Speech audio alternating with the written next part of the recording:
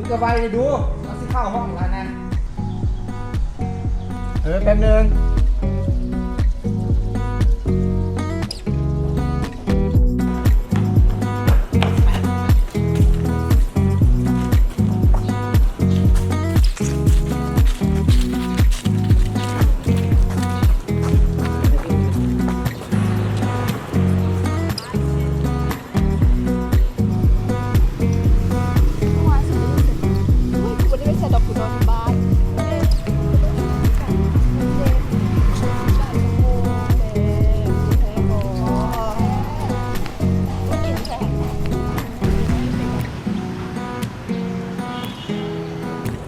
เสือมาตัวไหนเป็นไงเพลงไฟสูงฟ้าก็เป็นลูกคืนเนาะแม่งเพราะว่าลมก็เป็นแม่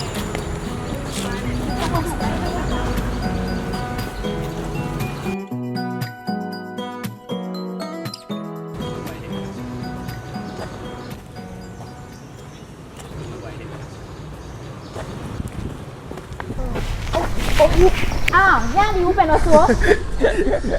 โทษนะโมคันมันกวนเป็นยังไงบอมันเทศไม่ได้เทศ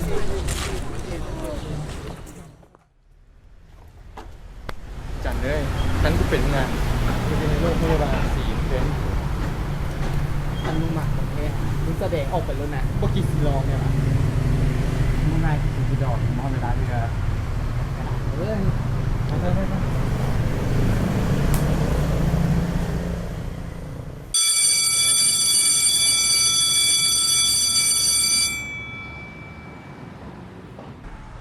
ให้สู่บางสองคนนี้ไหมเจอหน้าหักกูก็ว่าเลยเป็นหน้าหักเลยโน่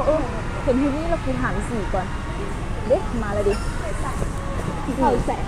คือจังไหนบอสพวกกูฟังรู้เรื่องมึงก็จัดกูนี่ซีนี่อย่างก่อนอย่าตัวนะไว้ฟังเลยถูกกันในน้องพูดจังไหนเนี่ยเล่ตัวก็โนเล่หลายแต่ยังมุกเคยถูกกันจัดครับจัดนะหักเลยอันนี้มันเกลียดอยู่ก็คือถือว่าคือสิบตัวเรียนแท้ว่าที่เขาว่าการที่เขาสู้กันเป็นการบอกถึงเขาของเธอถูกกับบุ้งก็สั่นแล้วเลิกแต่ว่าความพลาดมามันแสดงออกได้หลายรูปแบบการจูบกันกับว่าหมายความว่าทางการจูบดอกมันเป็นเพียงการแสดงความหมายรูปแบบนี้คือและที่สำคัญนะคนสองคนต้องให้สื่อถึงกันที่แสดงออกได้ก็คือแล้วพร้อมยังไงเนี่ยโอ้ยมึงก็ต้องอายนะบอกพวกกูโลดมาจูบกันนั้นเป็นจังไดซึ่งก็คบกันมาตั้งโดนแล้วเด้บอกว่าบ่เคยเลยกับแม่แล้วที่ว่ากูคบกันมาโดนแต่ในหัวกูก็บ่ได้คิดว่ามาโมกอย่างที่กูได้โอ้ยนักสาวเด้โอ้ยนักสาวเด้โอ้ยกูน้ำค้างเด้ที่น้องทำก่อนอ้าวบ่แม่นมันเจียนของเราบ่สุโม่เราเขินจริงก็เลยออกไปก็คือเราเป็นแค่แท้ได้ขนาดนี่มันดีแต่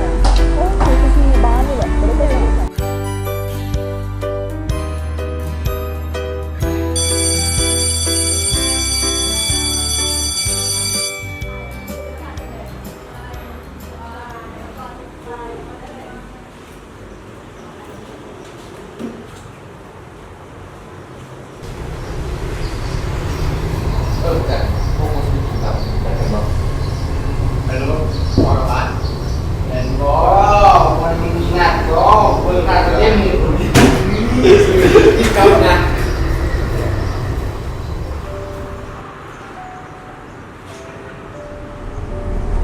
สีไม่ให้ได้กันไม่โดนแล้ว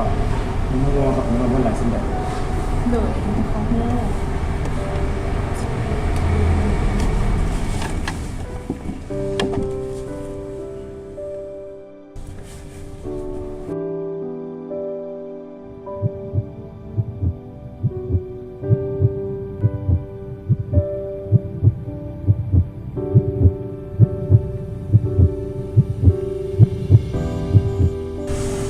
จัน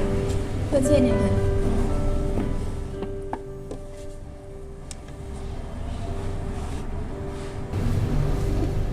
เขาขอโทษมูเขาคือซีว่าซื่อเขามันโมแมนผู้ชายแท้ถ้าถือแฟนติเขาก็ยังเห็นบ่ได้เขาก็แค่ได้อยู่ใกล้ๆเพิ่นเขาตื่นเต้นและแต่ เขาบ่อยากเล่งเข้าใจบ่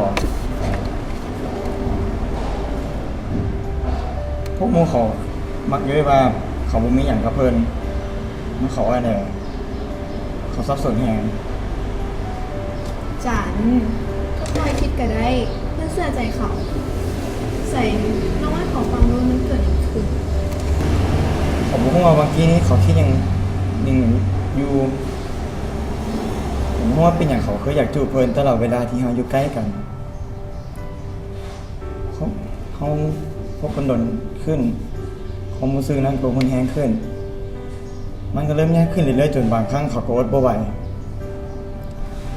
ถ้ามื้อนึงเขาอดบ่ไหวแท้เด้คอยในเพิ่นใส่ใจเด้เขาบ่อยากให้ในเพิ่นใส่ใจ เป็นแดงก็วิ่งเลยตอนนี้อ๋อเมื่อกี้นี่นะเพื่อนซิว่าเห็นก็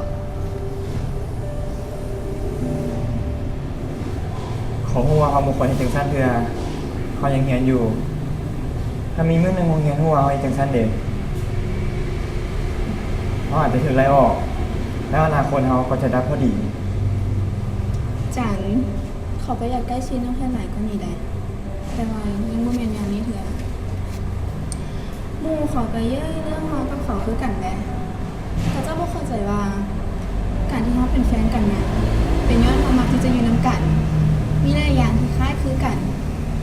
เขาบ่ได้ต้องการเพิ่นเพื่อมีอหย่างนั้นซื่อๆดอกเพิ่นฮู้บ่ ขอโทษเด้อเขาบ่น่าไปฟังหมู่เลยว่าการจูบกันให้การพิสูจน์ว่า เขาเป็นผู้ชายแท้ ไม่หยังบางคนก็เฮาแบบว่าเขายิงนะนั่นนี่เคยจูบน้ำเพิ่นจังซี่นะแล้ว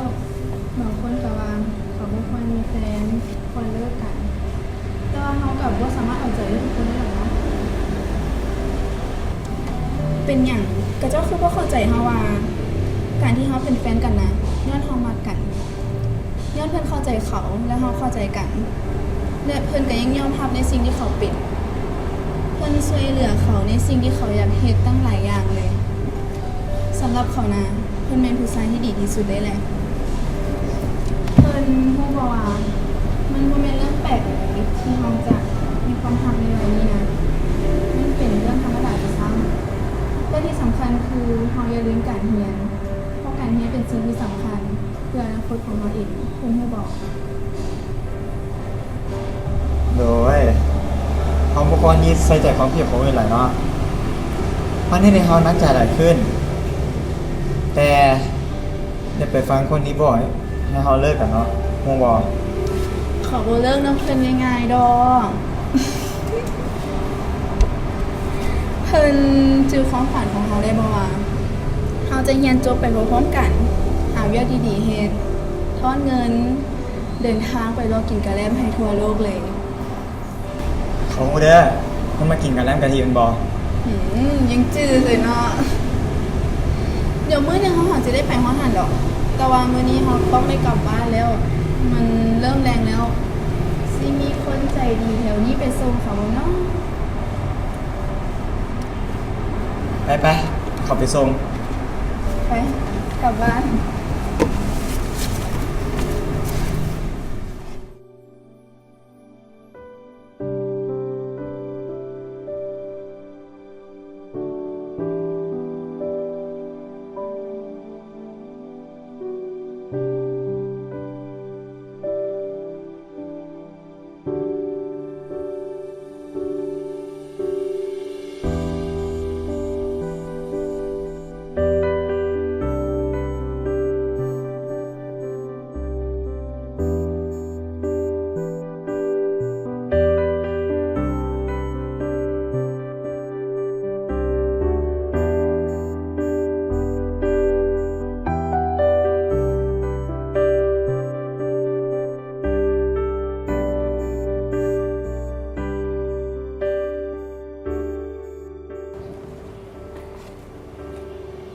ฮอดบ้านเขาแล้ว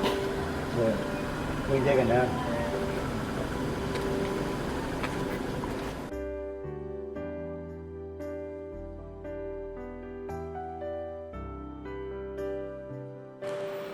สีเอ้ย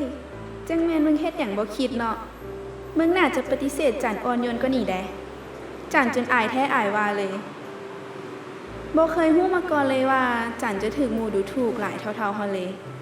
ความรู้สึกที่สามารถเว้าทุกอย่างให้กันฟังโดยที่บ่ต้องย่านอีกดีเว้ยดีที่จันก็ยังเข้าใจเฮาและเฮาทั้งสองคนก็เข้าใจกันว่าทั้งสองคนพี่ที่ควรจะเป็นคนตัดสินใจเกี่ยวกับเรื่องของสองเฮาเอง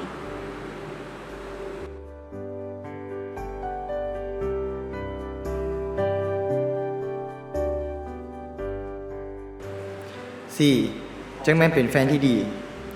เราทั้งสละและยังหักเขาอีก เราบ่มีไผนอกจากเขา แต่เขาก็ต้องได้ตั้งใจให้ขึ้นอีกเพราะเขามีเป้าหมายที่อยากไปฮอดเขาจะบ่หลงเฮ็ดตามคำเรียกของหมู่อีกต่อไป เขาอยากสร้างครอบครัวที่อบอุ่นกับสีในอนาคต 4. เขาเดินไปนำกันเนาะ